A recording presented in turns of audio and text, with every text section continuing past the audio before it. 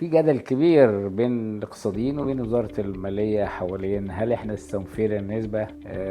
يعني احيانا وزارة المالية بتقول، طبعا ده موضوع يخص وزارة المالية لان المخصصات بتيجي من وزارة المالية. من وزارة المالية. احيانا وزارة المالية بتقول لنا والله لا احنا مستوفين النسب وبتطلع ارقام من عندها، انما بالنسبة لمستوى الخدمات اللي بتقدم في مجال التعليم وفي مجال الصحة واضح ان احنا لسه يعني تحت المعدلات، أقل بكتير من المطلوب.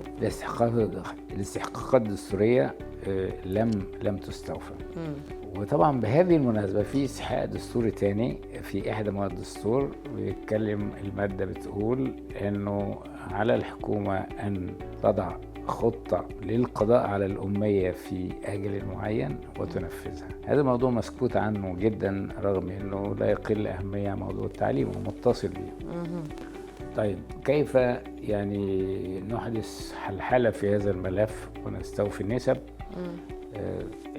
هنا بقى المشكلة الآتية، انك انت التزامات خدمة الدين التزامات قانونية صحيح، اما التزامات الانفاق على الخدمات الاجتماعية تعليم او صحة او غيره دستورية ولكن ليست محددة بقانون. يعني انت لما تخترقيها او تتجاهليها مش هتحط نفسك في مواجهة مع حد، انما تقول لا انا مش هدفع خدمة الدين تقوم الدنيا عليك كلها. ده مش هزار، الناس فاكره انه ممكن ما سددش او كلام لا ما ينفعش، لانه انت في حكم بالتعبير القانوني في حكم الدوله المارقه، انت خدت التزامات يعني لو مصر حبت ما تدفعش الديون ده ما ينفعش، ممكن المجتمع الدولي يقوم ضد استحاله ما ينفعش. وكذا وسيله، ممكن يجمد لك حساباتك في البنوك اللي عنده، ممكن يشوف طياره لمصر طيران ماشيه حطت في مطار يروح مستولي عليه يقول لك انا ليا فلوس عارفه لازم احجز عليه.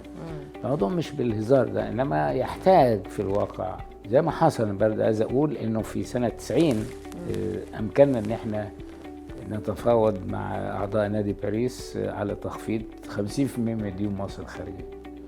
بس اللي ساعدنا ايه بقى؟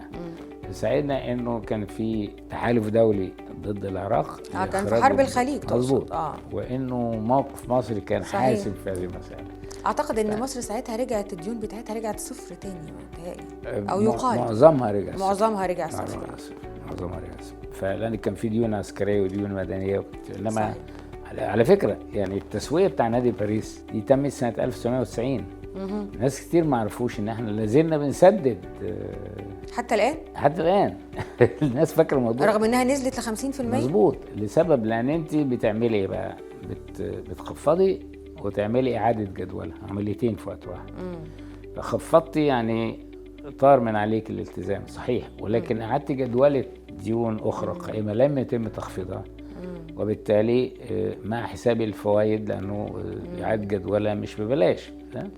فلا زلنا بندفع يعني من سنه 90 حتى الان احنا لسه بنسدد لنادي باريس بالظبط ديوننا رغم انها خفضت ل 50%. خفضت 50% وبعضها تم الغائه تماما، انما الحزمه على بعضها نتج عنها ان انا لازلت طبعا فكره انا بدفع مبالغ اقل من اللي كان ممكن ادفعه قبل كده بدون الاتفاق. وده السبب انه الاتفاق لازال شغال، انك بتاخدي فتره اطول عشان تسددي مبالغ اقل كل سنه. اخر احصائيات عملت من الجهاز المركزي للتعبئه العامه والاحصاء لقياس خط الفقر النقدي كانت في 2019 النسبه كانت 27.9%. من ساعتها ما حصلش اي احصائيات تانية